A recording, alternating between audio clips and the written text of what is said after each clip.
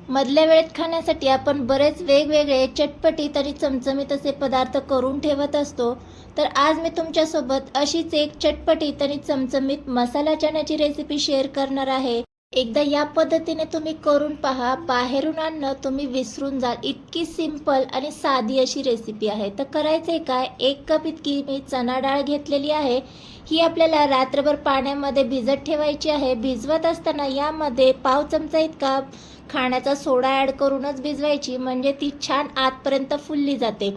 आता सकाळी ही डाळ मी 2 ते 3 पाण्याने स्वच्छ धुवून घेतली आणि ही आपल्याला कापडावर अशी पसरवून घ्यायची आहे आणि अर्ध्या तासासाठी फॅन खाली आपल्याला ही सुकवून घ्यायची आहे. तर सुकवत असताना ती जास्त आपल्याला कडक करायची नाही आहे.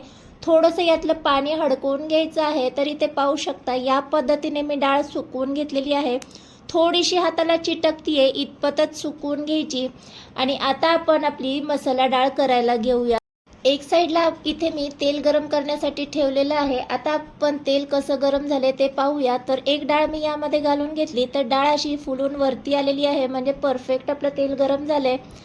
आता यामध्ये आपण थोडी थोडी करून डाळ तळून घ्यायची आहे. तर मीडियम गॅस करून आपल्याला ही डाळ छान कुरकुरीत होईपर्यंत तळून घ्यायची आहे.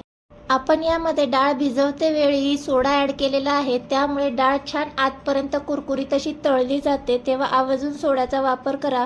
आता इथे पाहू शकता मगाच्यापेक्षा आता तेलामध्ये बबल्स कमी आलेले आहे आणि डाळ जी आहे त्याचा कलर देखील थोडासा चेंज झालेला आहे. लगेच आपण ही डाळ चाळणीमध्ये काढून घेऊया, म्हणजे एक्स्ट्राचं जे तेल आहे ते निथळून जाईल. गरज असेल तर एका वाटीमध्ये अशी आपण डाळ ठेवून देऊया, म्हणजे चाळणीमधून एक्स्ट्राचं जे तेल आहे ते निथळून जाईल. थोड्या वेळाने हे आपण दुसऱ्या भांड्यामध्ये ट्रान्सफर करून घ्यायचं आहे आणि याच पद्धतीने आपण सगळी डाळ जी आहे ती तळून घेणार आहोत. डाळ इथे पूर्णपणे तळून झाल्याच्या नंतर थोडीफार आपल्याला ती कोमट असतानाच यामध्ये मसाले ॲड करून घ्यायचे आहे. इथे मी आवडीप्रमाणे चवीनुसार मीठ ॲड करून घेतलेलं आहे. तिखट तुम्ही तुमच्या आवडीनुसार ॲड करायचे आहे आणि चटपटीतपणा येण्यासाठी इथे मी चाट मसाल्याचा देखील वापर करते. मसाले तुमच्या आवडीनुसार कमी जास्त करून घेऊ शकता. तर छान सगळे मसाले ॲड करून घेतले की थोडंसं आपल्याला हे टॉस करून घ्यायचे, म्हणजे मसाल्याचं छान डाळीला कोटिंग बसून जाईल. तर इथे पाहू शकतो मस्त आपण बाहेर मिळते तशीच्या तशी परफेक्ट अशी मसाला चणा डाळ तयार झालेली आहे. एकदा बनवून तुम्ही ही डाळ एअरटाईट कंटेनरमध्ये महिनाभरासाठी स्टोअर करून ठेवू शकता. इथे मी थोड्या प्रमाणामध्ये तुमच्यासोबत शेअर केलेली आहे. तुम्हाला हवं तर तुम्ही जास्त प्रमाणामध्ये ही डाळ बनवून ठेवू शकता. तर इथे पाहू शकता मस्त अशी आपली चटपटीत आणि चमचमीत मसाला डाळ अगदी साध्या सोप्या पद्धतीने मी तुमच्यासोबत शेअर केलेली आहे.